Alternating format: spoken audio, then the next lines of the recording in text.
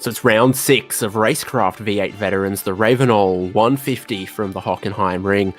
Ravenol, one of the big sponsors of this circuit, with the biggest bottle of motor oil you've ever damn seen on top of the pit building.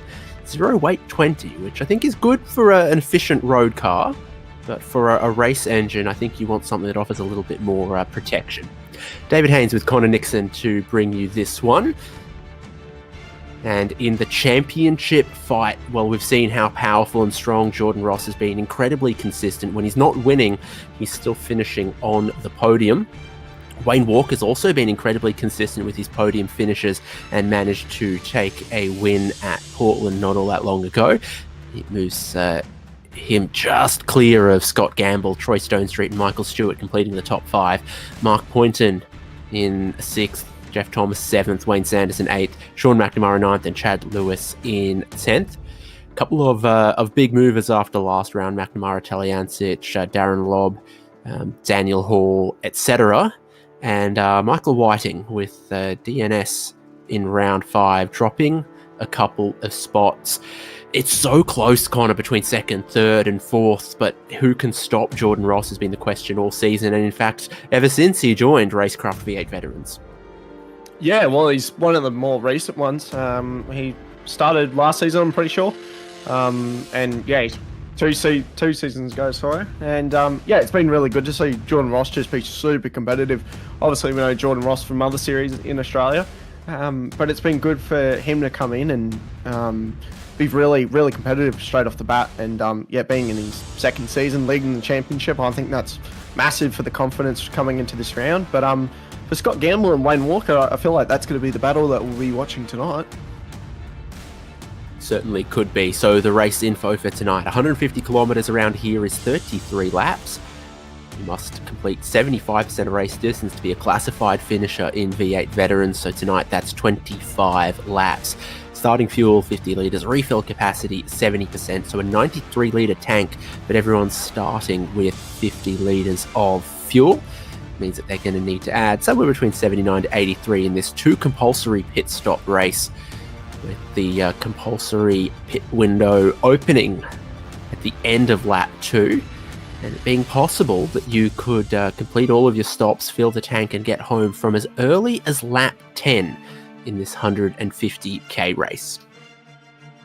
Yeah, and here's our strategy sheet that we always have here. And look, like, stopping on lap 10 wouldn't be the worst idea in the world. Get that stop done and get some fuel on board and see where you go from there. I mean, that would be a very risky strategy, but if you get a safety car in the middle there, that would be definitely the way to go. But yeah, latest stop is lap 12, and then second stop we can go to lap 22 on our blue line there. So yeah, it'll be interesting to see. Obviously, it can go any way. If we get a safety car quite early on, it changes everything. So it should be quite interesting. Yeah. Always the balance between track position versus getting your compulsory pit stops cleared and out of the way, and what a safety car might mean. So we'll see. I think normally if you're up front, you want to keep that track position, but you can gamble a little bit if you're deeper in the field and hope that maybe a safety car between lap 2 and lap 10 throws you a little bit of a bone and you could get home from there. Reigning Chubby Bunsberger's driver of the day also featured as one of the biggest movers in the championship standings. It was Mark Poynton. So made a whole heap of positions last round, and we voted Mark Poynton as the Chubby Bunsberger's driver of the day. We'll be voting again at the end of tonight's race, depending on what kind of a performance we see and who looks like they deserve it based on their performance tonight at Hockenheimring. To the Zoom wall then, we love to have a look at everyone's setups, how they're racing, who's on triple monitors, who's on a VR, who's got a SimMagic something mini, who's got a nice headset. So Connor, great look at everyone just 5 minutes away from getting to the grid and where they're at. Yeah, obviously last week I kind of went into a little bit too much in depth with one of the drivers having a SimMagic, which you just jumped on that discussion there. But that was a callback running joke to Daniel Yeaman some previous rounds. Oh, was it? Okay, yeah, my bad. Don't worry. But yeah, it's awesome having this Zoom feed. It's always been good having heaps of people up there. So yeah, if anyone's driving, it's 1 point extra. So if you want to get on the Zoom feed and have David Haynes and myself talk about your setup or talk about yourself, yeah, go for it. But yeah, I love Stephen Clark's setup there with the Logitech down to the bottom right. Obviously, he's always been one of the commentators there. So I'm sure we'll be talking about him quite a bit. Yeah, the Dino Dinos are up high given the circumstances, and then it stopped and then it's back. I'm worried about Dean. You've got a good look at everyone else. Who's got the helmet mounted camera going on there?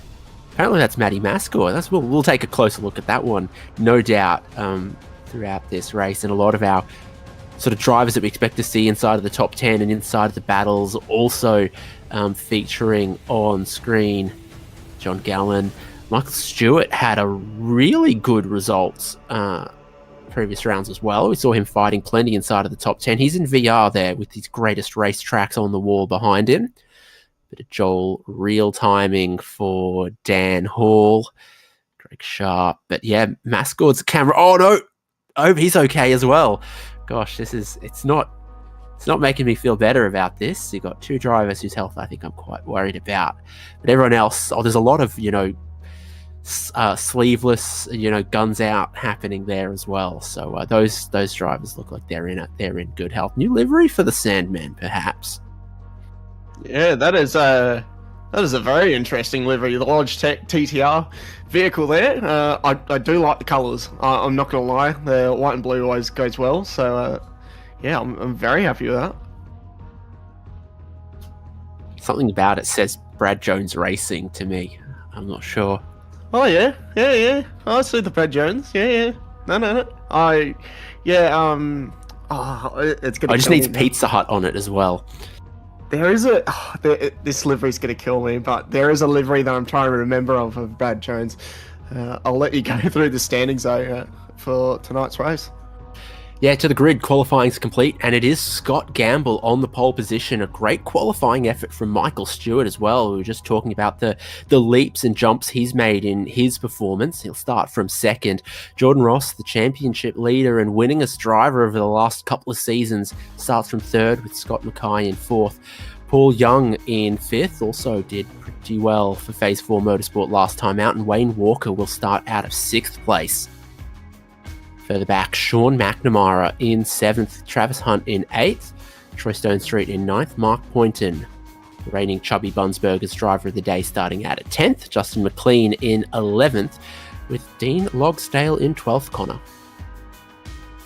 Yeah, and now on to Darren Lobb, starting 13th. He didn't have a great round last round with the qualifying, but he's definitely worked his way. John Gallen, P14, Rain Smith, 15th, Jeff Thomas, 16th, Dan Hall, 17th, Stephen Kennedy, P18, P19, David Kirby. Always good to see Kirby getting around. Chad Lewis, P20. He had a good little round last round. It was interesting. Stuart Hall, 21st, Andrew Rushworth, 22nd, Stacey Boyd, 23rd, 24th, Luke Allman, Dean Favell, 25th, Wayne Sanderson, 26th, Kenneth Latta, 27th. Oh, that's Christian Burridge. Sorry, I couldn't read that. I tried a long one there. 28th, Matt Galligan, 29th, Greg Sharp, 30th. So Ben Morris will start out of 31st. Matty Mascord, we're going to be taking a look at his Zoom, no doubt. He's in 32nd. Christian Smart in 33rd. Gary Buckland in 34th. John Latham in 35th. And Scott McCune is qualified 36th. And then we have Ricky Hyde, Darren Goosey, Matt Brunt, and the Sandman, Stephen Clark, is the last driver with a qualifying time. David Nash and Stephen Grumley without one to give us 42 drivers.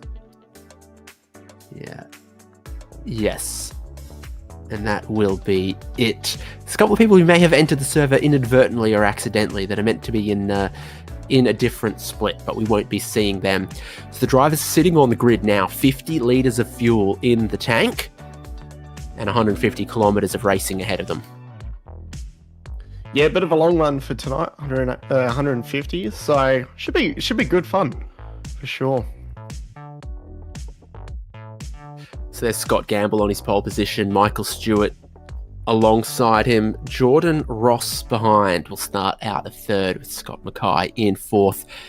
Really does become a big pinch point at turn one. These cars are difficult to get away from the standing start, and that apex and sausage curb at turn one really can catch drivers out. Again, we're going to be looking at an incident count of 17 before you get a drive through, and then every 15 thereafter. It does seem pretty easy around this track to pick them up in a couple of places, running wide or cutting some of the curbs. Yeah, for sure. Last corner is one that I can think of. Going a little wide there is an off track. Even turn one, you get a slowdown if you go too wide. So if we see 3 wide turn one, I'm imagining someone's going to get a slowdown. So that should shuffle the field around a little bit. So it is a big grid, and this is where some of them are going to be on the standing start. Look at David Nash. He's facing the wrong way for the drag strip. But yeah, interesting. The grid positions when you have a standing start with 40 plus cars. The other thing to think about is the pit delta is actually very quick here at the Hockenheimring. Pit lane speed limit is 80 k's an hour. The pit lane is not very long. You get to go at racing speed through the pit entry a long way before you have to slow down. I think a drive-through penalty is only 12 or 13 seconds here. And so if you're going to take a small amount of fuel, you can keep a lot of track position with a quick pit stop delta here at the Hockenheimring. The countdown is on. We're just waiting for absolutely everyone to get on the grid. Darren Lobb not on the grid yet. Jeff Thomas, Gary Buckland not on the grid yet. And Stephen Grumley as well not on the grid. And also it won't accelerate because the safety car's not going to take to the grid. The safety car's waiting in the pit lane for if it's needed. 15 seconds, the countdown. Scott Gamble has had plenty of time there sitting on the pole position to sit and think about how many revs he's going to hold, how he's going to drop the clutch, and how he's going to get away down towards turn one. 3 seconds. Soon to be the lights on. Soon to be the countdown for our drivers. Soon to be 150 kilometres of RaceKraft V8 veterans from the Hockenheimring. Wait. And they go. Good start from the pole setter Gamble. Michael Stewart not getting away particularly well. Jordan Ross already up into second and cleanly and clearly. Defensive from Michael Stewart in third. Scott Gamble not afraid to use the track on lap one, but already you've got a couple of cars around. I think I see Stone Street. I see a WK&P. You've got Paul Young facing the wrong way. He qualified really well, so that's all kicked off really early in the field, but the rest of the field seemed to have cleanly made their way through there that time. Up at turn two, it's 3 wide, it's 4 wide. You've got some cars spun around. There'll be many damaged cars after this opening lap, and we haven't even got to that turn 6 hairpin yet. That looks... Oh! Burridge. Still green flag, no yellow yet, so we'll see if the yellow flag comes out, but it was still green, so we might be okay here. Chad Lewis trying to get away.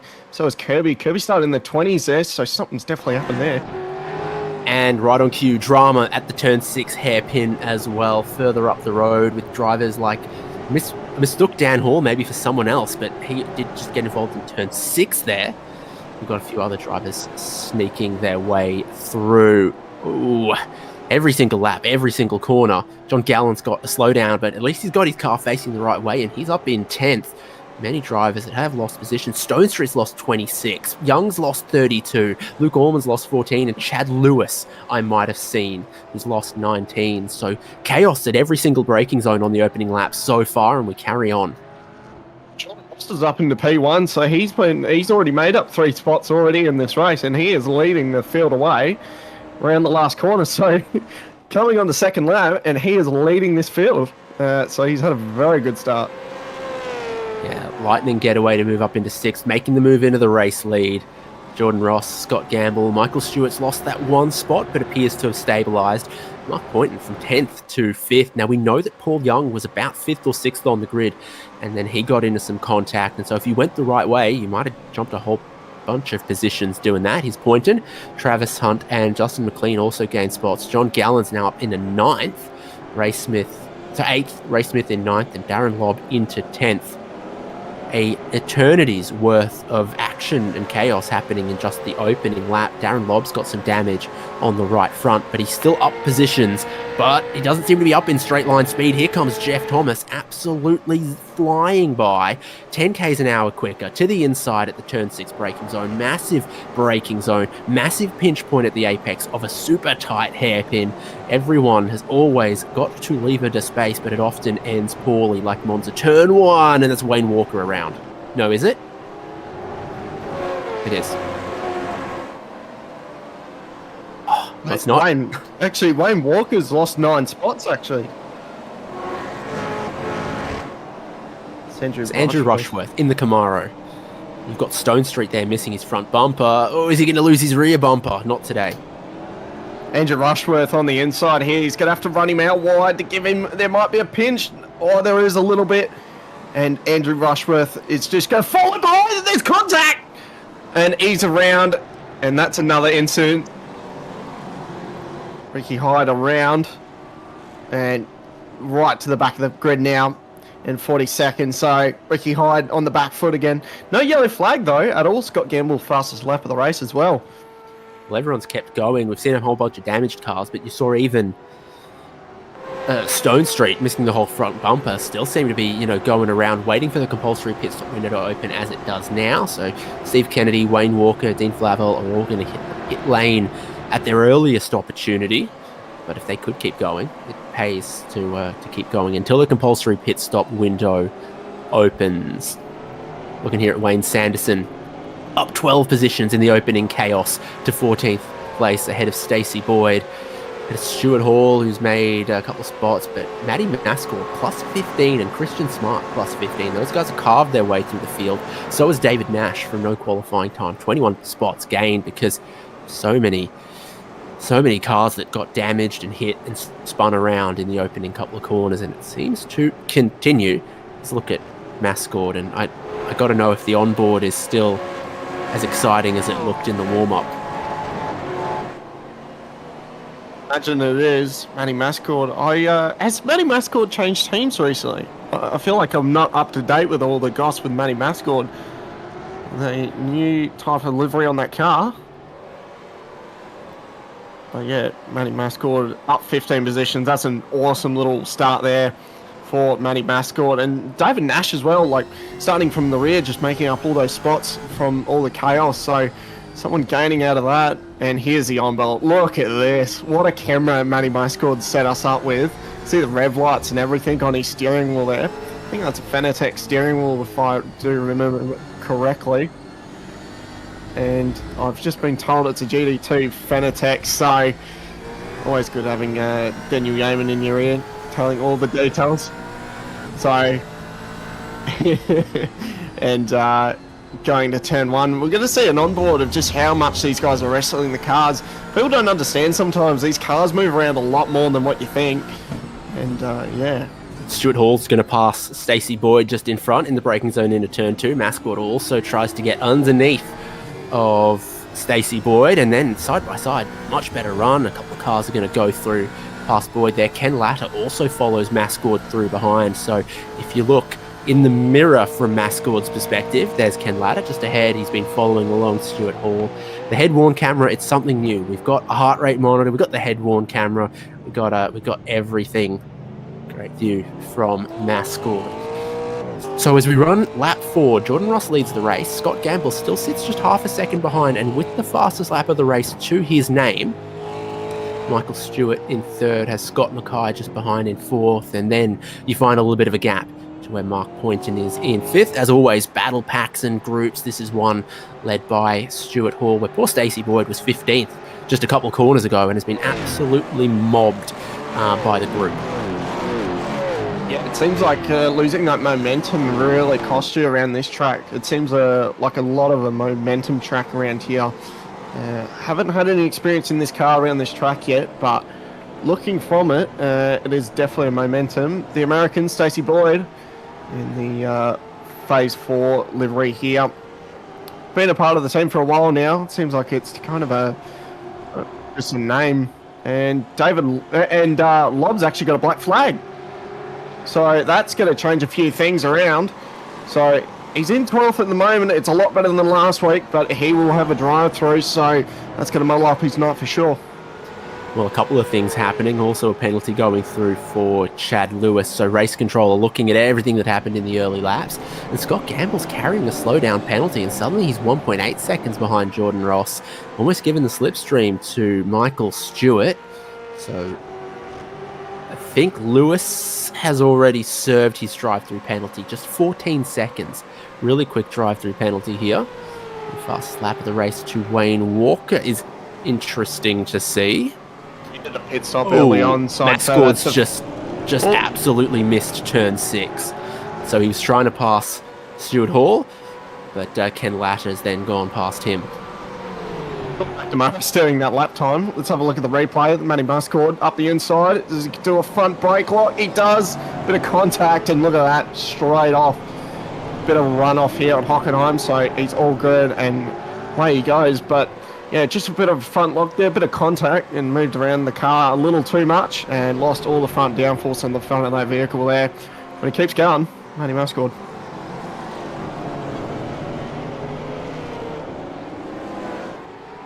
So we'll look back to lap 1 now.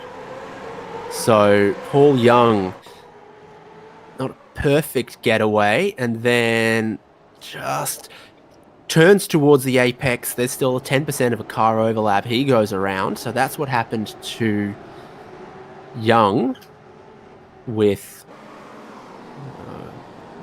someone else behind him. Yes. Oh, that looks like Chad Lewis taking it 4 wide to the apex and giving somewhat predictable results. And then Paul Burridge, it's not funny the second time you see it either. Yeah. Just trying to sneak past, but one of the fishy cars gets rolling and just taps him.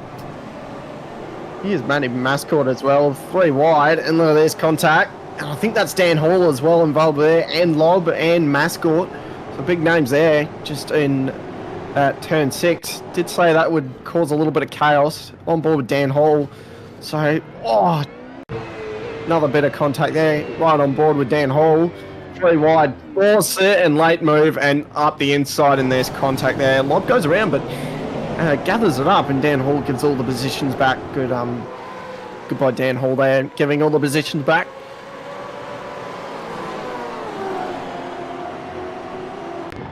There'll be more penalties that'll eventually come through, but I think we've stabilized just for a little bit here. Jordan Ross in that race lead. Scott Gamble then breaking clear again of Michael Stewart and Scott Mackay. Here's Dan Hall in 10th ahead of Jeff Thomas in 11th through the final sequence of corners there.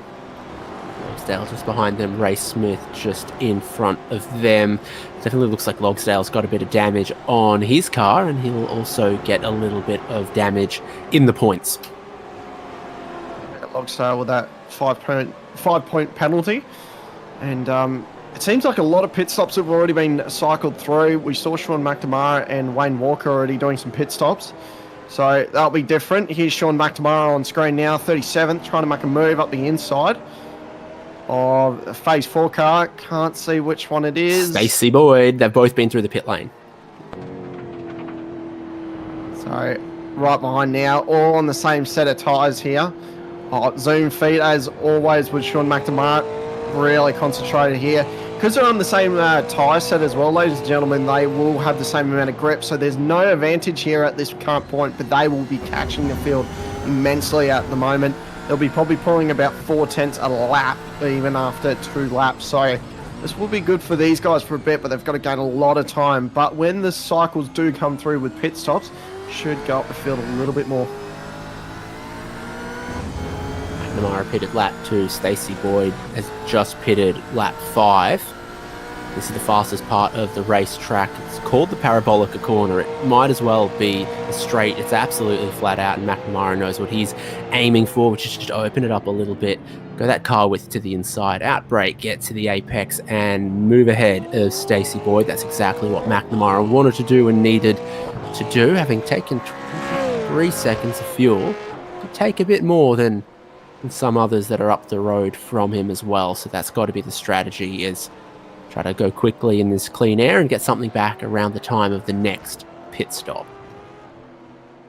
8 laps in, so we're starting to get near the pit stops. We did say lap 10 would not be a bad idea for a pit stop, so probably in 2 laps we'll see a couple of pass. Stephen Grumley we're riding on board with now. Ricky Hyde in pit lane again, so I'm pretty sure I saw him pop up there for a minute, so a couple of laps with laps to go with the pit stop. Falling over my words tonight, but yeah, him in the pit lane again in 40 seconds, so not a great night for Ricky Hyde. Yeah, he can run, but he can't hide. There's something there. There's something to be found there. This is one of the closest battle groups. No, come on, just let me move on. Don't sit in it. Stephen Grumley, Gary Buckland, Scott McCune was that group. Alone. Here's John Latham, just ahead of the Dean Flavel, 31st and 32nd. Dino has stopped and Latham hasn't yet. But we saw Latham was one of the cars around and backwards at turn 2, I thought, alongside where Burridge was. Yeah, he was around.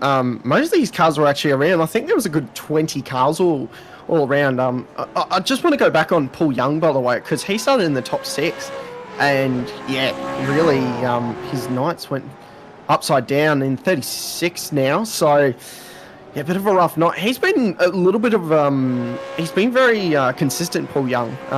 Very quick as well. I remember in Gen 2 was very quick. So, getting to grips with his car pretty quickly. Andrew Rushworth, another black flag coming through.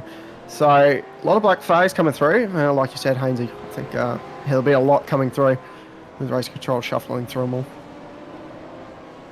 Yeah, absolutely. Rushworth was at least involved with something at the turn 6 hairpin. You see the track map, everyone, they're all spread out everywhere. You've got your leaders still in Jordan Ross. You've got lots of cars that fell to the back of the field and then have taken a pit stop, like Paul Young here, who's a minute behind the lead, but with one compulsory pit stop already under his belt. A few other drivers are going for it now at sort of lap 9, lap 10. So Dean Logsdale, Christopher Burridge, Ricky Hyde, and Stephen Grumley. This could be Scott McCune just ahead of Gary Buckland. So McCune moving forward. Gary coming through the ranks as well. He was in split 2 not long ago. Good mates with Gary Buckland, and yeah, he's definitely worked his way up through the ranks of V8 veterans. He was at the back of the field, but in 24th at the moment. Bit of a lock up there for Scott McCune there. Gary going to have a little bit of a run there. Not enough, though, to get side by side through the fast ride here. So Gary Buckland's going to stay behind and hope for another pass through here. Scott really tries to open up that corner. Scott making some massive gain under the braking, but has a little bit of a wobble because of traction. But it does pay off in that direction. But Gary Buckland should be up a few positions if I'm not wrong. It's tough to tell at the moment, though, because you've had about half of the field pit. So this is two drivers that haven't stopped yet, and only just behind them on the road is Wayne Walker, who has. I think we saw Walker nail down the fastest lap of the race with that new set of tyres as well. So Walker's aiming for an undercut. That's going to be tough to get. And Scott McCune is going to get a black flag. They have been giving them out like Oprah, and he's going to head straight to pit entry. I noticed that Darren Lobb didn't manage to clear his black flag. We'll see if Scott McCune's able to clear his.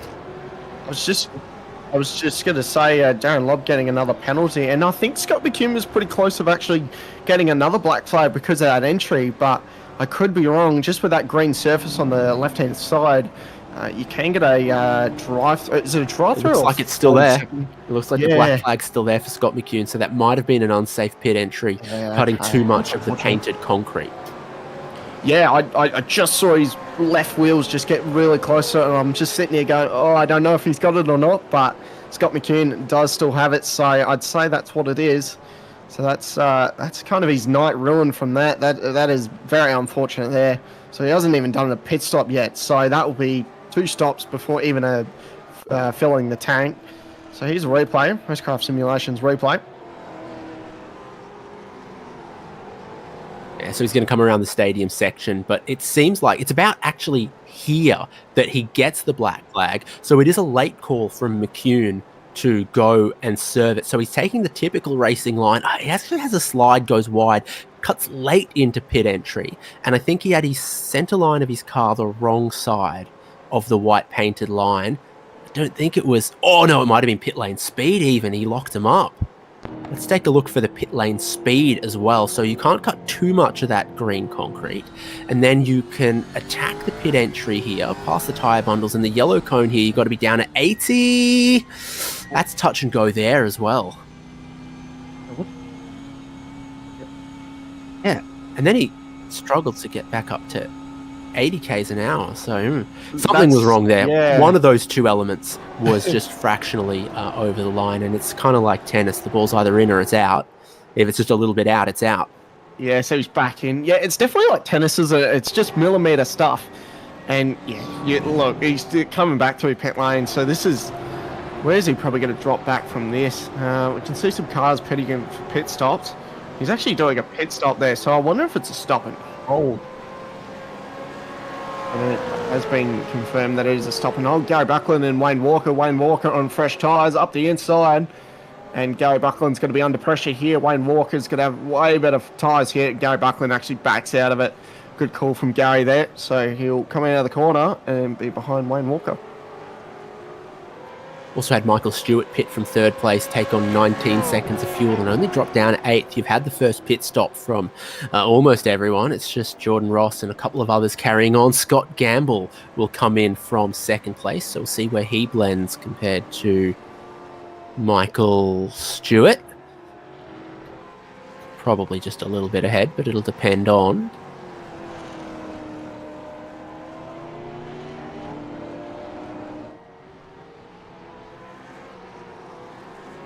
Jeff Thomas gets a black flag. I'm going to guess that's turn 1 with Paul Young. Oh, no, it's pit entry. Oh, dear. It's catching people out. This will Scott be... Gamble's pit stop's done now as well. So Stewart's coming around the final corner. Stewart's past the start-finish line. It's going to catch a few people out. Scott Gamble comes out in 4th, actually. So he hasn't actually lost that much out of that pit stop. And Stewart right behind him, actually. So here's the lap times and... not lap times, pit entries and pit stalls. And stuffing that one up completely. So, like Hansi said, we'll move on from that one. 5/10. The difference there. So Michael Stewart actually having a better stop overall there. So gaining quite a bit there on the fresh tyres of the outlap. So that is very good for Michael Stewart. Stop time compared to lane time, it looks like Gamble got into his box and out of his box better as well. And so that's allowed him to take just a tiny bit more fuel. We're going to look here at Jeff Thomas, who's running pit stop adjusted in 6th. Now, that's not the entry. That's fine. So we're going to be looking for the pit lane speed here, I think. You can see that you get up to about 160 and then need to break down at 80, and he's not even close. No, he's nowhere near it. He was at 160, so we all know that's pretty quick, and there was no way he's going to stop that vehicle there. So he was actually in 3rd gear, so didn't come down the gears, so the car just sort of went, yeah, no, we're good, as a phrase that is always used in WA or the Darwin people. There we go, Jordan Ross, pit lane.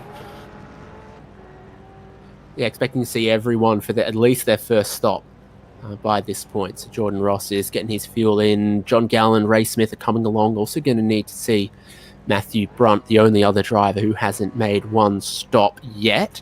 We've got a couple of drivers who've been through the lane twice, particularly for penalties. Jordan Ross out there, took a fair bit of fuel, but is he still going to be ahead? Oh, he's going to be just behind Gamble. So what we see is Gamble stopping earlier, shorter stop, track position, but Jordan Ross behind him has 2 or 3 seconds more fuel on board. Ross at an advantage in the strategy, but Scott Gamble has the clean air on his nose for the moment.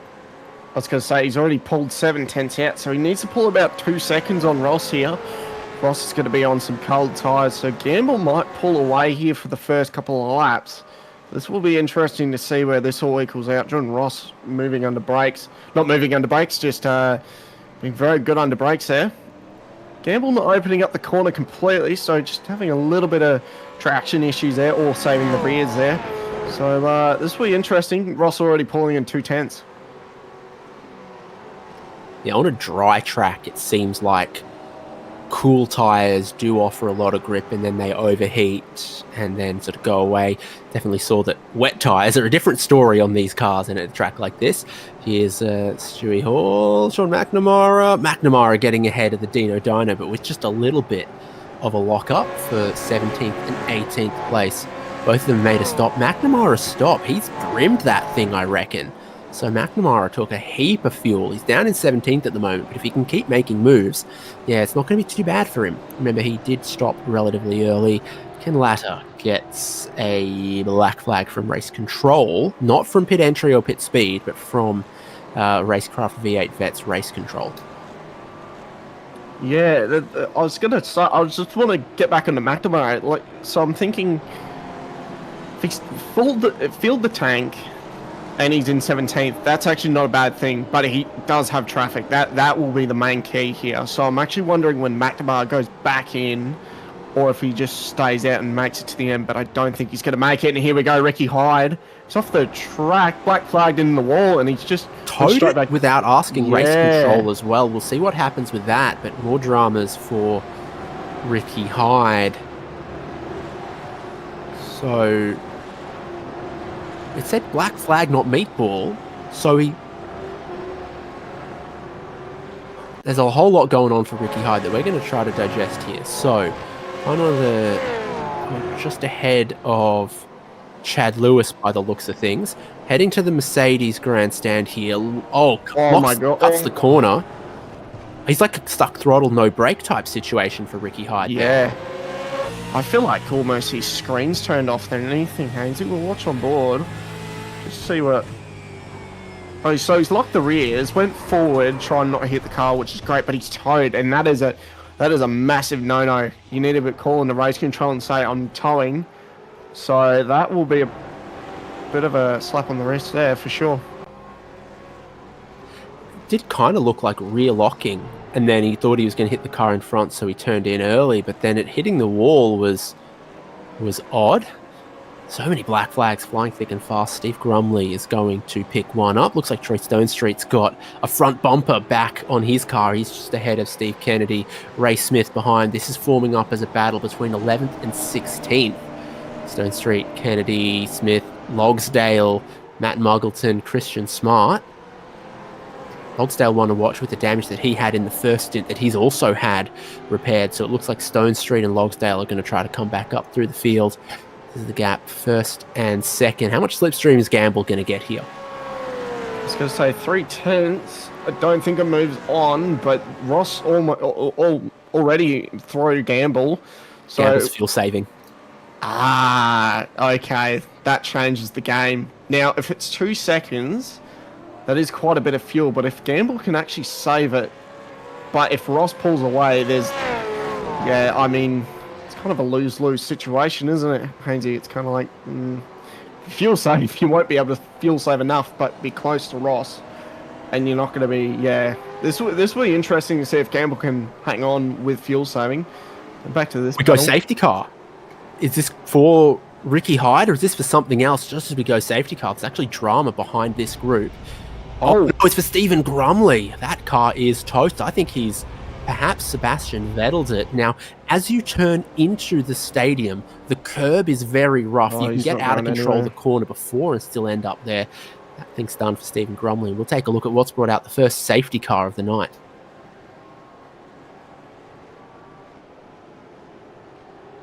He's coming in. Their final stops inside the window to make it home as well. So executing just perfectly here is so important for the leaders. What does Jordan Ross do? What does Scott Gamble do? What does Michael Stewart do? Does this little bit of fuel saving they're going to get from the safety car benefit Scott Gamble? And everyone is rushing in to do the smart thing, get their second compulsory pit stop cleared out of the way and race to the end.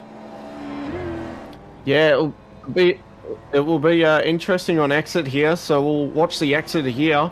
Jordan Ross is out already. Gamble's just dropped, and yeah, look at that. Ross is already gone. So Michael Stewart has just dropped as well. This is actually all right for Gamble then, isn't it? Because he gets to put all the fuel in, and then he'll restart in the safety car, equal on fuel with Jordan Ross, just behind Jordan Ross. So it actually does bail out Gamble a little bit. Matt Brunt has a problem on pit entry. It's going to give him a black flag. And then we'll look at Stephen Grumley's incident. Bright yeah, very bright synergy car there as well. My only question would be, is McNamara, with all that fuel that he Christian Smart and Ben Morris getting a little too close on pit exit. Looks like it's okay. That was a bit close for comfort. But yeah, McNamara is a bit of a question. See where he comes out of that whole situation. But it'll be interesting to see this replay of Brumley being in the dirt there. So 13th. So got a little bit of a way to go up to the front, but everyone's good to get it home. So yeah, it'll be a bit of a tyre saver to get to the end now. So Stephen Grumley. I've seen drivers end up out of control from the corner before and then fail to stop at the hairpin. We'll see if that's the case for Grumley, or if he's just had rear locking or touched the grass before that. It's a question of turn 11 or turn 12. Where does... Or does he get a helping hand? That's my question. Perhaps. Okay, here we go. Oh, maybe he does. Maybe he does. Into turn 12, and the Sandman comes back, hip checks him. He gets air off the lip, so it doesn't slow. Stephen Clark, I think, has had an issue at 11, come back on the track at 12. Yep. Bang, there's contact there. Grumley straight into the gravel and hit the wall there. But yeah, Stephen Clark just having massive issues there with the rears sliding around. Here's another replay on board with Stephen Clark. So he hits the green, so gets heaps of grip there, loses all the grip there, tries to save it, which is what you want, and then just rejoins and hits Grumley. So yeah, massive damage for Grumley. That's ended up Grumley's night, fully finished. So Stephen Clark's car doesn't look great either. See how much damage he's got.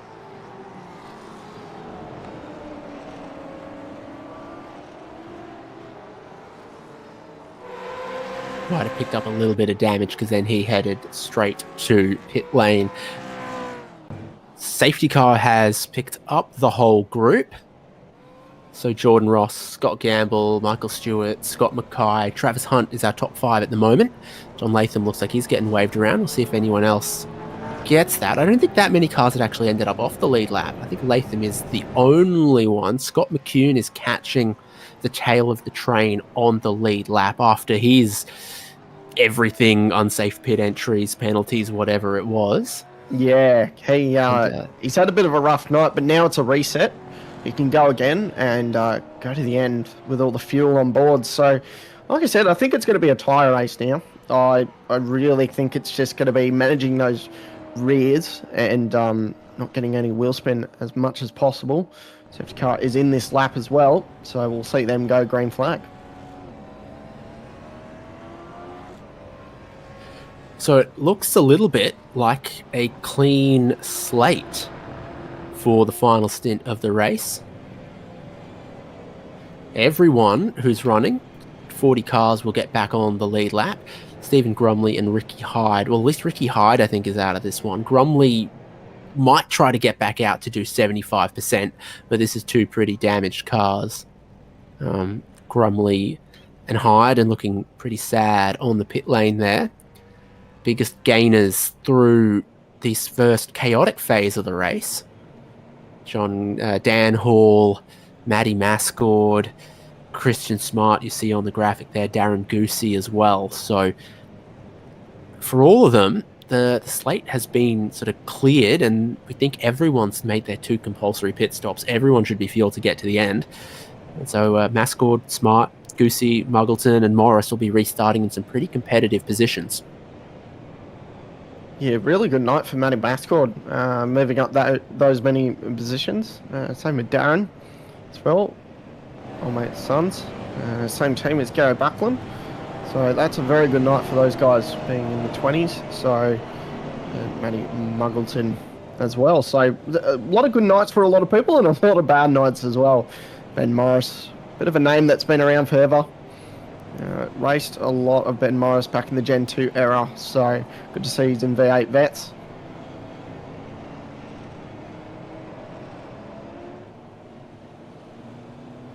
It's the opposite of all those positions gained. There's a couple of drivers that are lost some, like Morris's teammate Paul Young down 14, Darren Lobb down 25, Jeff Thomas down 18th, Chad Lewis down 15th. Thomas we saw, I think, speeding on pit lane.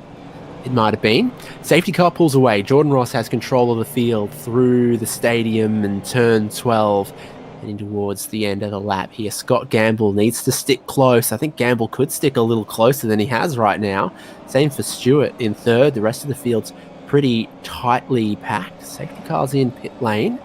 Jordan Ross waits, and I think Jordan Ross is just about going out of the final corner. 16 laps to go. 17 complete.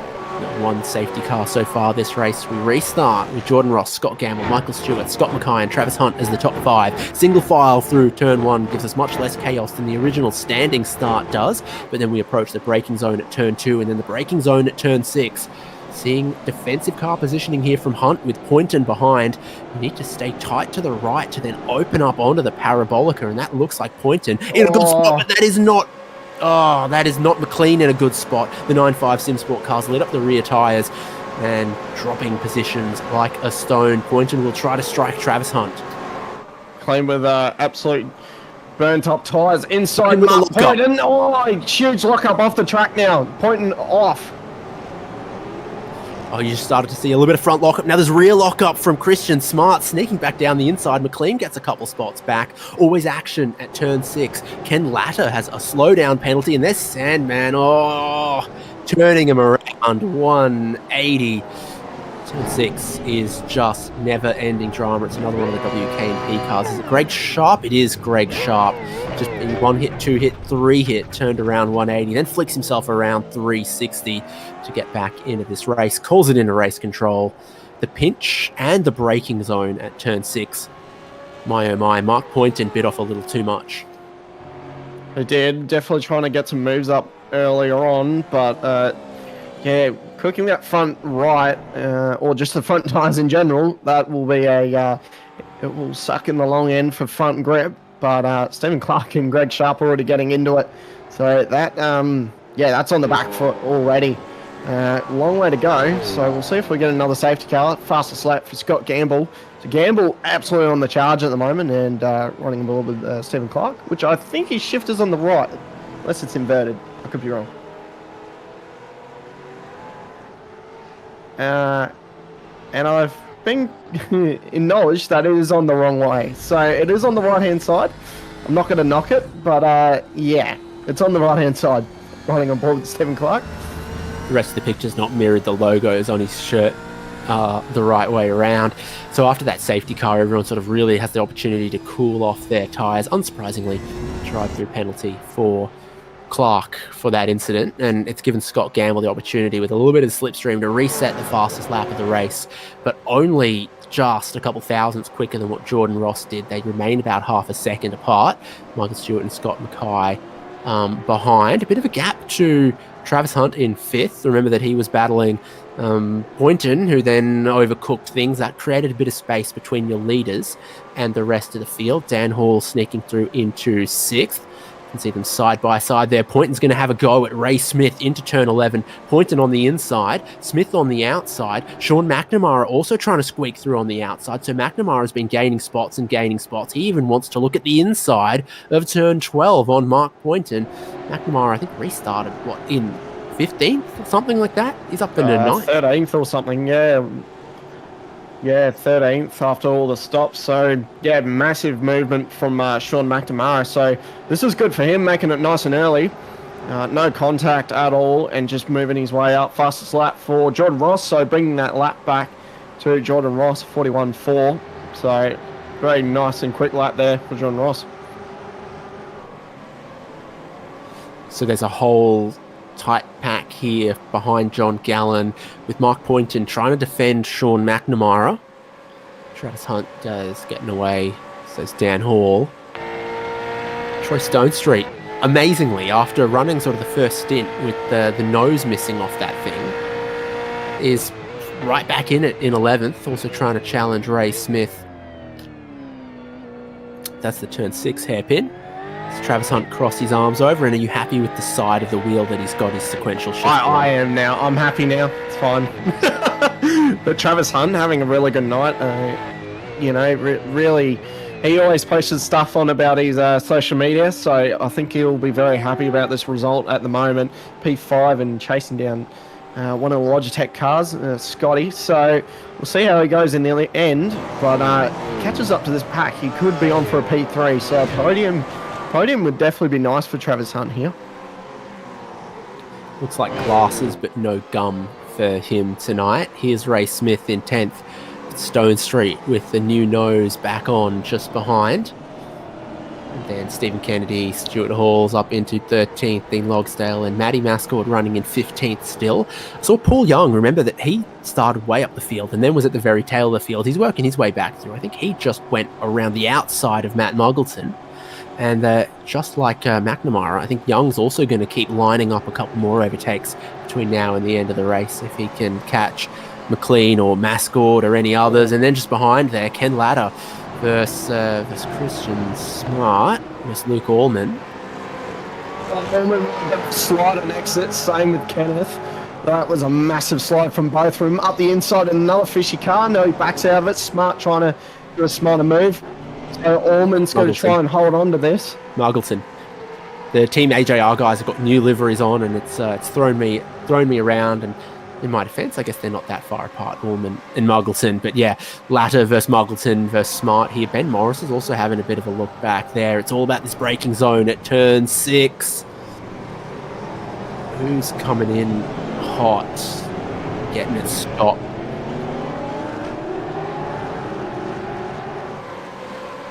I think the first black flag that we saw from for Stephen Clark might have actually been for the contact versus Grumley, and I think we might have just seen a second one for the contact at turn 6. McNamara is moving ahead of Poynton. So into turn 11, McNamara moves across, gets ahead. Yeah, McNamara moving to cover off Poynton there. Poynton trying to have a look, doesn't have the opportunity yet. McNamara, those tyres are a little bit being used. You can see there on the exit really having a good slide there. So Poynton could line this up at turn 2. McNamara is catching P7, which is Gallagher, which I feel like that's really good. Up 7 spots. Yeah, he's had a good little night as well. So 7th for him, but McNamara is chasing down the whole field at the moment, which, yeah, it seems like McNamara is only 1 spot off where he started. So I think he wouldn't mind more battles in the background, though. Yeah, Stonestreet versus Ray Smith heading in towards turn 2. I think the right-hand side of the road is the place to be, because you then also get to straighten up your exit onto the Parabolica, and Stonestreet moves ahead. There's a look at John Gallen and the group behind. Just to imagine how much closer they're going to get with the concertina effect in the braking zone. It's from 276 k's an hour down to 50. It's an almighty stop. That's why you see so many lockups, little mistakes happening here. You saw John Gallen definitely dip below 60 k's an hour, so more than 200 kilometers an hour of speed delta in that braking zone. Yeah, massive deceleration there, and especially having no downforce on these cars compared to the old cars. It's a lot harder on the braking now. The cars move around a lot more.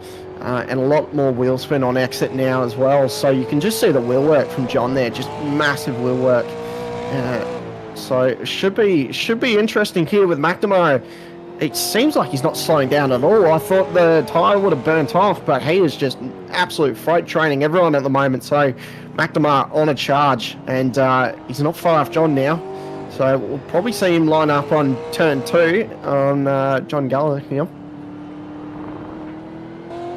Yeah, sure will. This will be a pretty quick lap, I think, from McNamara. He's had mostly clean air, mostly able to run his own lines. Has closed in John Gallen. So while Gallen does a 143.5, Sean McNamara does a 142.8. He's just in every braking zone through every corner, closing it in. So where does he look to strike? Does he try to make Gallen defend into turn 2? Does he look for the inside in turn 6? And yeah, every single sector, McNamara just a little bit quicker, a little bit tighter to the apex in turn 2, 3 there. Exiting 4, straightens the car up, gets really good drive. It's flat out through the parabolic at turn 5. It's basically a straight as they accelerate to 270 k's an hour, already alongside, getting the side draft, positioning himself. Oh, they touch! Gallen comes across, leans on him a little bit. McNamara holds his position on the inside and then looks to just hold Gallen outside of turn 6. McNamara, the inevitability, goes through into 7th. John Gallen just maybe came across a little bit. The two met each other in the middle in the braking zone, but both got it stopped. Dramas in the background, Smart on the outside, and more lockups in the background. I think that's Paul Young from the looks of it. Ben Morris, sorry. Same cars, but Ben Morris off. So he's had a massive drama there at turn 6. Seen all our dramas there at turn 6 tonight. So probably get a replay from Dan Yeaman here. RaceKraft Simulations replay, and we've got Lob there in the background as well. Move here, Christian Smart, Ben Morris. Morris just having a massive lock-up and actually having contact with Muggleton there. So that's his night. Kind of going from awesome to a little bit further back, and oh my god. Well, Christopher Burridge, he's trying to pass. That is Luke Allman, and you've just seen how many of them just get a little too optimistic, a little bit of rear locking for him. We've seen plenty of little bit of front locking. You're just so on the limit, and about halfway through the braking zone, you realize you're coming in a little bit too hot. You stamp the pedal a little bit too hard. You get a lock up, and you really, really run on deep. Stuart Hall making a 3rd stop.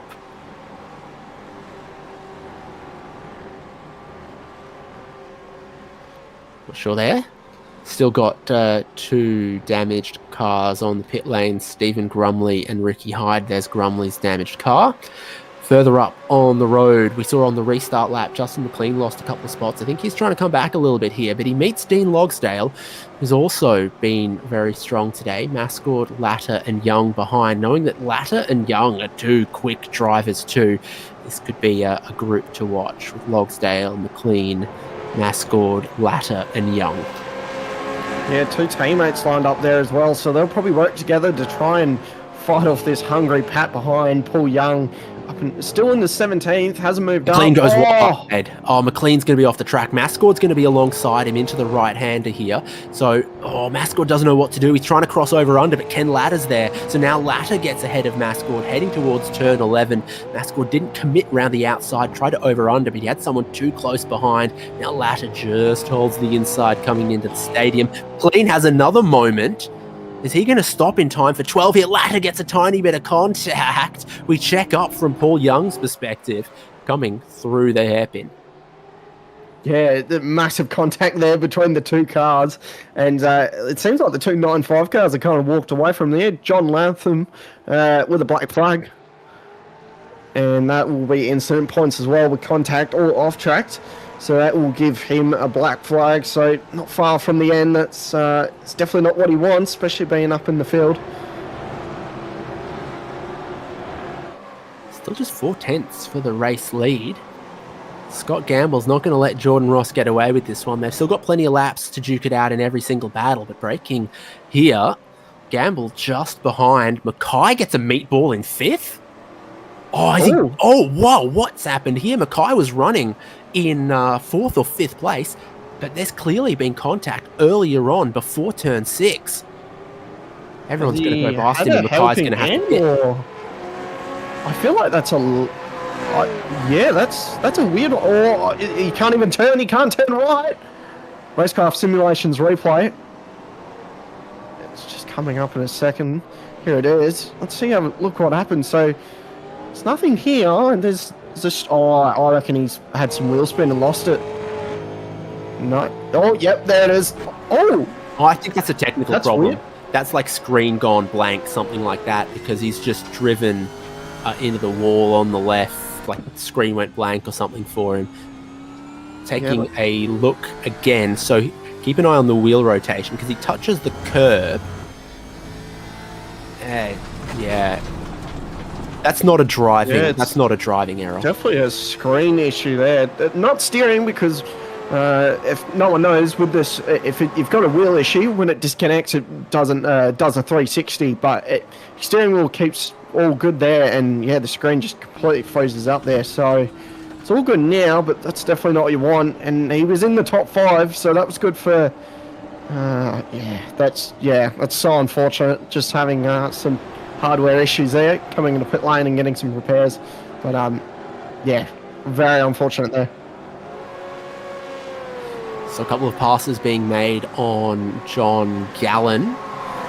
Mark Poynton's gone by. Troy Stonestreet's back up into 8th place. Gallen's got the slipstream to run back towards turn 6. Forces Stonestreet to a defensive position, kind of down the middle of the road, but I think you can turn it, rotate it at the apex, and still sort of straight line your traction and your exit, not lose too much time there.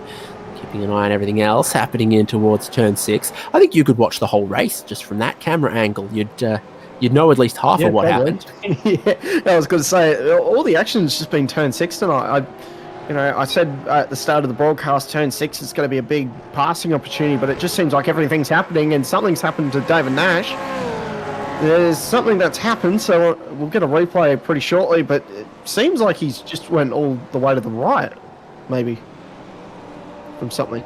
Might have been some overlap or some contact exiting turn 6. So passing Rushworth, he has to get all the way to the inside of the hairpin. There's just one car width there. Nash is on a tight line, braking, and then looking for the over-under. I don't think Rushworth really brushed him that much. I think Nash was on a tight line, got a little bit of wheel spin, and then Rushworth, because of the wheel spin of the car in front, not driving off the corner, just gave a tiny, tiny tap to Nash. I think that's all fair. That's all play on. Yeah, 100%. That's play on for sure. Stopped at the apex, tried to not give Rushworth the exit at all. All in behind as well. I've gotten his name wrong about 1 million times. So this is actually Allman here, guys. So, I'm right for once. But here we go. Zoom feed as well. And the shifter's on the left, so I'm quite happy about. And Allman in 27th. Having a really good night here for Allman. And he's right behind David Nash. Ready to pounce.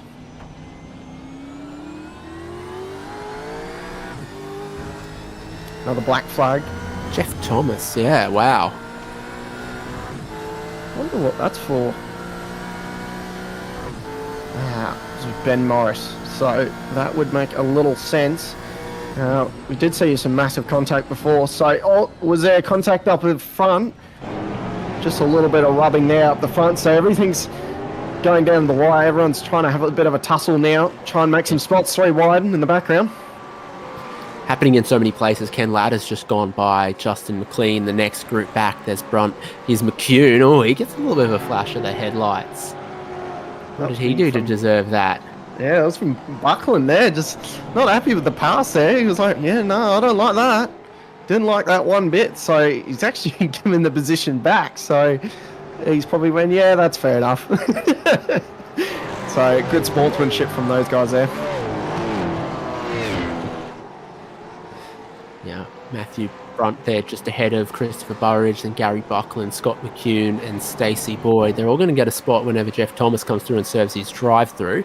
So this is a look. Buckland just ahead of McCune, heading towards turn 6. The track straightens out just in the braking zone after the long curve. McCune down the inside. Oh, yeah, a little bit of a lock-up. Half of the track width wide of the apex. Pushes Buckland out there and lets Brunt and Burridge through for free spots.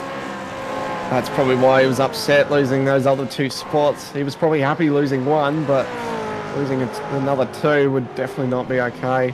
7/10 out the front there, so still keeping very close. Sean McNamara up to 5th. Look at this, ladies and gentlemen. He is on an absolute charge.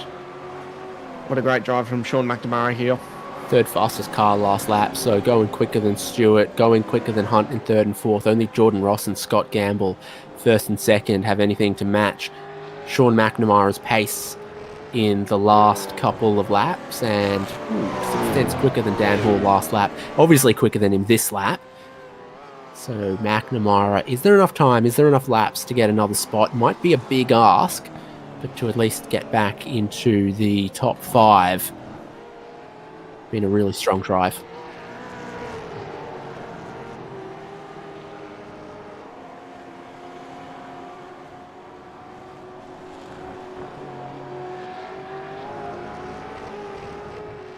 So you can see the next 2 cars up the road for Sean McNamara, but the problem is he's only got 5 more laps, and yeah, pulling 2 or 3 tenths of a second per lap's not quite gonna cut it. Yeah, he'll be close, but I don't think he'll be there. Dan Hall's gonna have to probably make a mistake. Dan Hall's been Travis Hunt, sorry, has been pretty consistent overall. And yeah, fourth, he's already moved up 1 spot because of our T car going up in front. So yeah, Travis Hunt having a good night, almost near a podium. But Michael Stewart, I feel like we haven't talked about him all night, up in P3. So he's I would almost say he's driver of the day for me. Just been really good from the last 2 rounds, last round, sorry. It's been a very good night for him. A podium, I think, will be very nice for him. And have a look at this. We played this game last week. Let's try and find the map, the track. Oh, you've already found it. Oh, I'm actually getting really, really good at this because now I've worked out that the geographic stuff is almost slightly represented. Le Mans bang in the middle. Germany is to the east or the right of France, so it's just going to be to the right of Le Mans, 2 tracks over. Yep, Gary Buckland's got problems. Going to take a look. Is this thing stopped? Is this thing dead at the hairpin at turn 6? He might have been involved in another incident, and it could be a late safety car. There's a bit of clear track right here. We're still tightly bunched after the first safety car, but we've seen it before. Sometimes in that massive braking zone, you've got to pull a whole heap of downshifts. Drivers sometimes pull the downshifts too early and launch the motor on the downshifts. Gary Buckland will be allowed to tow. And they've race control have let him go because he's near the barrier, so they're going to let him go and tow. So no safety cars. So that would have been interesting. That would have been very interesting if we had a safety car. And back to Michael Stewart, and top right, you can see there.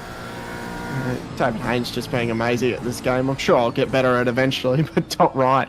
And I'm going to have to open a map and see in what world the Hockenheimring is further to the east of the Red Bull Ring, but that Hockenheimring's got the whole old track as well. I do rate his simulator setup as well, or his whole room really. Just being he's designed it very well. I'm a bit jealous, and but I'd say he's a bit sweaty from the old VR headset. 150 Ks. It's not easy at all. But Mark Stewart in 3rd place. An awesome night for him. Just been around the top 5, top 3 for the last 2 rounds. So I think he'll be very happy with these last couple of results. Closest battle inside of the top 10, Mark Poynton in 7th, Troy Stonestreet in 8th, was 1/10 of a second quicker last lap. That's not enough speed to make the overtake, but it's enough speed to really keep the pressure on Poynton, who has a little bit of a slide coming out of the turn 12 hairpin. Can't pass going into these right-handers really unless you get a massive lunge, not normally well advised. Bouncing the wrong side of the sausage curb. Poynton's a bit wide here. Stonestreet goes to the inside, lights them up. Both of these guys driving on the limit and on the edge. This is the oldest the tyres have been for anyone, 15 laps old. And they're starting to slide them, starting to overheat them, and I think they're starting to go away for Poynton and Stonestreet. Yeah, this reminds me of a Pro Series last night with how long they had to go on a set of tyres. But yeah, this is really testing these drivers tonight, really just trying to get the amount of age out of these tyres. And look at this, Darren Lobb up the inside of Christian Smart there, getting an awesome move down. But Christian Smart with a run on the exit, so he might have a run up into turn 6. David Kirby in front, and Christian Smart on the Zoom feed as well. I don't think Christian Smart's got enough for a move for Darren Lobb. The two communicating, you can see they're both talking, so they're trying to figure something out. Yeah, into turn 6. Lobb's got a lot of speed, but he's obviously been multiple times penalised in this race. I don't think started from an especially competitive grid spot by his own standards. 13th place. Not the back of grid start he's done a couple of times. between the Fishy teammates. Yeah, I think it's been definitely a bit of a rough little patch for Lob there. Yeah, last round he went from, what was it, 42nd to 15th? I'm going to say 15th. I could be wrong though. I feel like you would know Hainsey then more than me. I can't. I'm a goldfish, so yeah, trying to remember numbers like that.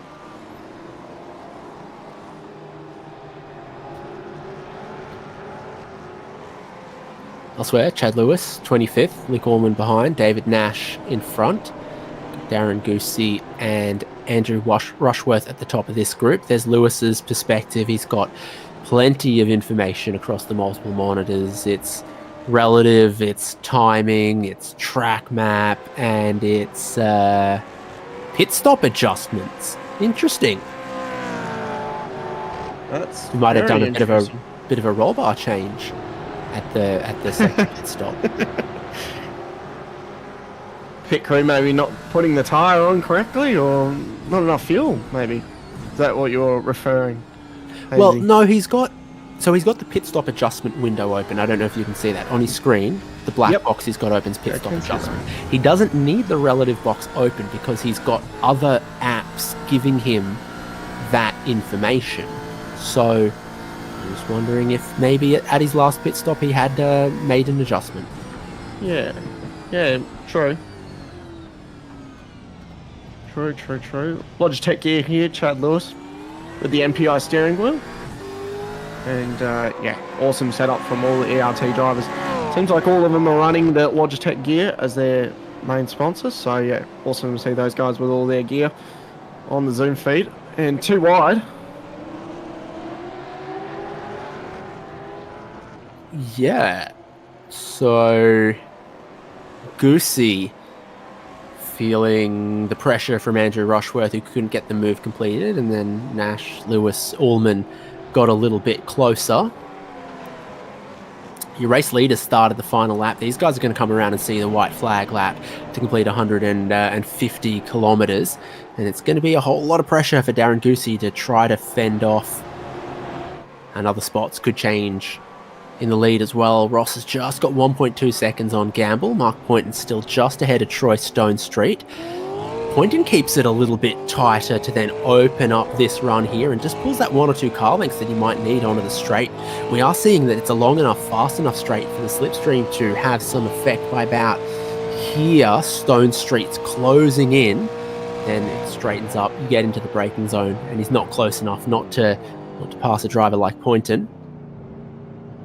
Yeah, it seems about 3/10 is where the slipstream kind of gets into effect, but it seems like all under braking, you kind of put the melons out, and it seems like John Ross is going to come home with a good victory here. Yep, right back into regular scheduled programming for RaceKraft V8 Vets Split 1. Jordan Ross just moving up positions in the early couple laps into the lead, playing the strategy masterfully, leading away from the safety car restarts. And from third on the grid, Jordan Ross is going to extend his championship lead by bagging another win. The Revenol 150 from the Hockenheimring belongs to Jordan Ross ahead of Scott Gamble. A podium for Michael Stewart. There he is. All good. At Travis Hunt.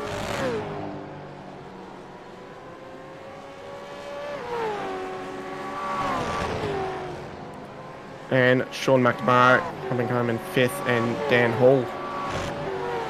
Definitely, what an awesome result for Sean McNamara though. Seriously, what a drive. Awesome driving from Sean McNamara, showing what he's capable of. And Darren Lobb not catching David Kirby either. So that's a really good drive from Kirby there, getting away from Darren Lobb there and holding on to that position. Goosey did lose a couple of spots in the end. A few drivers moving past him. Here's Scott McCune and Greg Sharp. So Chad Lewis and David Nash both got by Darren Goosey around about turn 7-8 there. And here's some teammates, Stacey Boyd and Ben Morris. Both of them ran a fair bit higher up the road at points and times, and it didn't work out for them. Same could be said for Paul Young at times as well. And Scott Mackay. Paul Young, 36. That's definitely not a night that he wanted, starting in P6, but... And Stephen Clark having a black flag, but he's trying to serve it, but it's not going to work because the start-finish line is about 10 meters from now. And there it is. So he's not going to be able to serve it. Tries to serve it, but 37th for Stephen Clark in the Logitech TTR vehicle there. Yeah, it'll move him to last on the lead lap, I'm pretty sure, so it might actually put him behind John Latham. On that, we'll take a look in a moment now as we go to results from the Hockenheimring. Jordan Ross, the winner from Scott Gamble, Michael Stewart, Travis Hunt, Sean McNamara, Dan Hall, Mark Boynton, Troy Stonestreet, John Gallen, and Ray Smith. Then it was Dean Logsdale in 11th, Ken Latter in 12th, Steve Kennedy 13th, Justin McLean, David Kirby, Darren Lobb, Christian Smart, Matt Muggleton, Matty Mascord, and Dean Flavel in 20th, Wayne Sanderson 21st, Andrew Rushworth 22nd. We're going to look at it. And then Chad Lewis in 23rd, David Nash in 24th, Darren Goosey, Luke Allman, Christopher Burridge, Matt Brunt, Scott McCune, and Greg Sharp. Let's see what this says. Stephen Clark finished in, Jeff Thomas 31st, Stewie Hall 32nd, Stacey Boyd, Ben Morris, Scott Mackay, Paul Young. John Latham does get put ahead of Stephen Clark as the time gets applied post-race to Stephen Clark. The equivalent of a drive-through and a stop and hold puts him to 38th. Gary Buckland 39th, and Wayne Walker retirement in 40th. I think 14 laps down is not 75% of the race distance. And also joining him in that unfortunate category was Stephen Grumley and Ricky Hyde. Definitely the points are going to be definitely different now with Wayne Walker having a bit of a difficult night and then Scott Gamble having a really good night. So the points should be quite interesting now. This is some provisional points post-race. It does not include all of the bonuses, but it does include finishing position. Jordan Ross, Scott Gamble, Troy Stonestreet there. Michael Stewart will be closing him in a little bit after today's results. And then Poynton, McNamara, Sanderson, Wayne Walker, Travis Hunt and Jeff Thomas, 1 point between the two Waynes. That'll be interesting. Very, very interesting. Let's speak to our podium now. And fourth in the standings, third on the track. Another great result, Michael Stewart. Congratulations. Absolutely stoked, mate. Second podium in an almost 200 races. So, yeah, really happy. Yeah, one thing to find that top 10 pace, another thing to find the podium pace and consistency. And I mean, you had it. You're one of 4 drivers to have a best lap underneath a minute 42. Yeah, right. Okay. Didn't realise I was on that kind of pace. But yeah, I've put in a bit of work, obviously with the new team. They've been really supportive and given lots of tips, and yeah, it's all pretty much gelling at the moment. So yeah, really happy. I'm stoked. I don't know what to say, guys. It's been a long time coming. Well, we can see it, but for the sake of cinema and theatre, will you point to the Hockenheimring on your poster? Up the top, just below Nürburgring. You should be able to see Nurbs, which is the bigger one. And I've got the little red star there for you as well. So everybody should be able to see it. It's the full layout though, so it's not the layout that we're doing. Yeah, I think it's got both on it, which is right. Interesting to see. But definitely, you're one of the quickest guys around this modern GP circuit. The strategy tonight was sort of thrown around by the timing of that safety car. It just brought everyone back together. We did safety car restart with a run to the end, but with a lot of laps on the board. Yeah, 100%. Yeah, I was going to, 33 laps. I was going to divide it into 11 and just do half fuel, say 40 litres each lot. But yeah, that didn't pan out. Still took the 40 litres and just had to do a few extra laps. Which, yeah, down at the hairpin, you probably saw I was running wide a couple of times there, and just due to tyre wear, so just had to pull back my brake markers and get onto it. Yeah, well, another great result for you. Do you want to just give us all an update? What's going on for you? What's going on for the foundation? What's news? Yeah, we've been doing a fair bit with the foundation. So I've been doing a number of 4th of August. I'd love all you guys, if you can make it to the Sunshine Coast. We've got the BFF Music Vibes Festival, which is basically celebrates Balin's birthday. And we've got Marshall Hamburger, the winner of the Australian Idol there. A band that's in the States at the moment called the Justice Trio, so they're heading back. And then we've got the Nouveau, which is a Triple J winner, and a Plug 808 and Muzza. And Plug 808 is a deck DJ that is Grammy nominated and worked on Chris Brown's album. So he's pretty highly regarded. So that'll be a bit of an after party for those people that want to rock on. And $49 for 5 bands. Awesome to hear from you. Congratulations on the podium, and best of luck with the remainder of the season. You got red hot form still to give.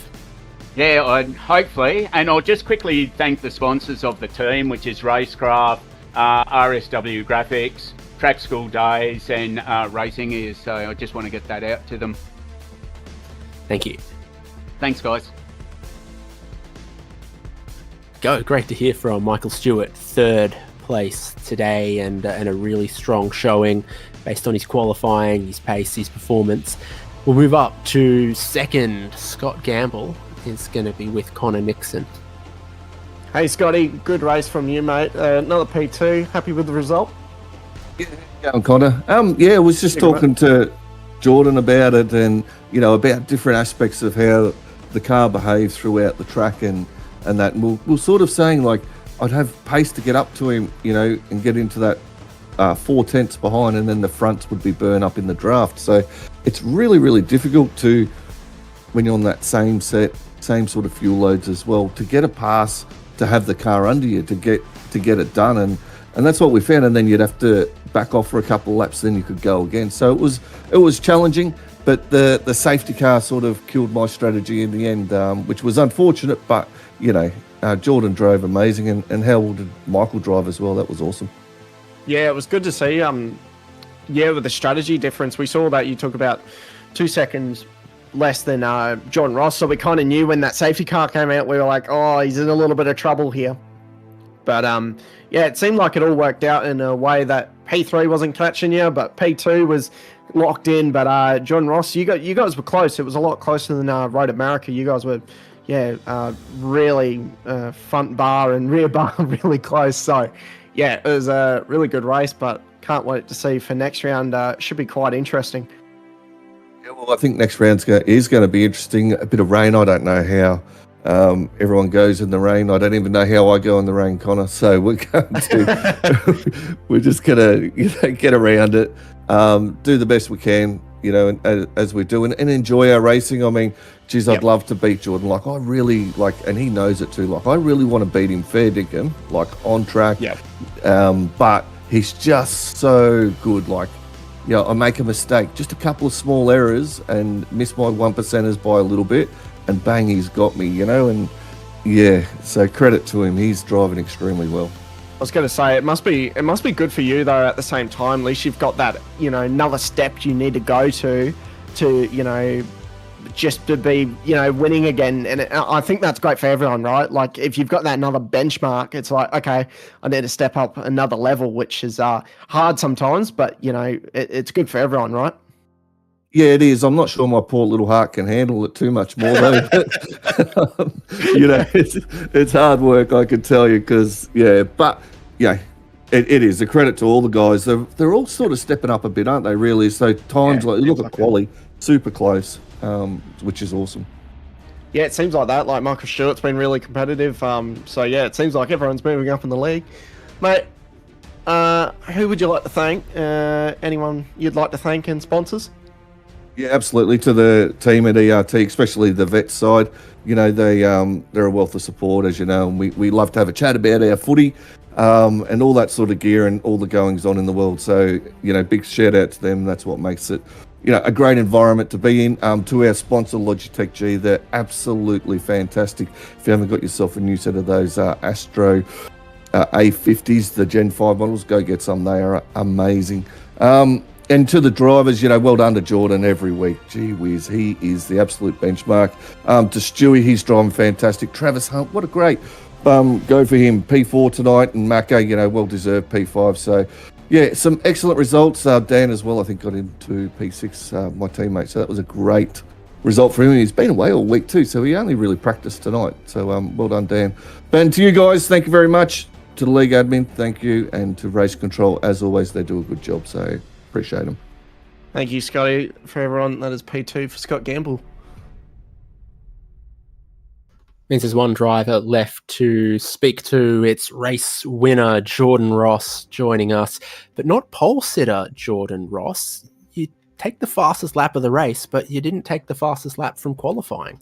Hey guys, yeah, no, Scott and Michael did an awesome job in qualifying. So yeah, started P3 tonight, but got a pretty good start, which is odd for me to get a good start. And I was just speaking to Michael in the green room, and he got a horrible start. So yeah, into P2 by turn 1. It was worked out all right.